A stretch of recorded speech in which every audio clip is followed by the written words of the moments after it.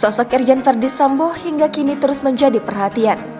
Sosoknya pun makin dibongkar oleh pengacara keluarga Brigadir Nofriansah Yosua Huta Barat atau Brigadir J, Kamarudin Simajuntak. Dalam tayangan di televisi swasta, Kamarudin Simajuntak habis-habisan mengungkapkan jika Irjen Verdi Sambo memiliki koleksi minuman alkohol di ruangannya.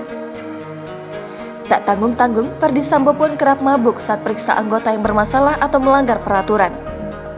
Alhasil, sorotan tindak tanduknya selama berkarir tengah menjadi sorotan. Kamarudin Simajuntak justru membeberkan perangainya.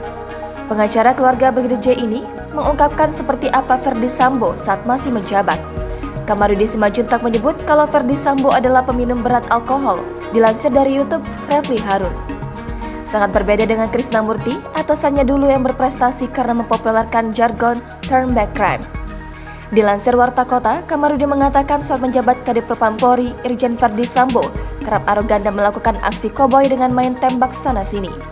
Sambil mabuk-mabukan saat memeriksa anggota Polri yang dinilai melakukan kesalahan atau pelanggaran. Di ruangannya, kata Kamarudin, Irjen Verdi Sambo mengoleksi berbagai minuman keras. Bahkan, kata Kamarudin, ada temannya yang berprofesi sebagai kepala bank dan masuk ke ruangan Irjen Verdi Sambo, mengaku ketakutan dan sampai buang air kecil di celana.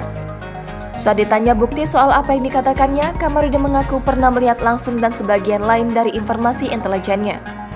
Bahkan kata Kamarudin, pernah ada polwan berpangkat kompol yang merupakan tetangga di kebunnya di Bogor ketakutan dan meminta tolong kepadanya saat diperiksa Irjen Verdi Sambo. Saat itu Kamarudin mengaku sedang berada di Mabes Polri mengurus kliennya.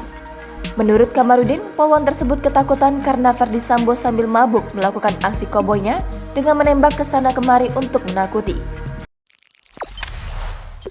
Jangan lupa subscribe, share, komen, dan like ya.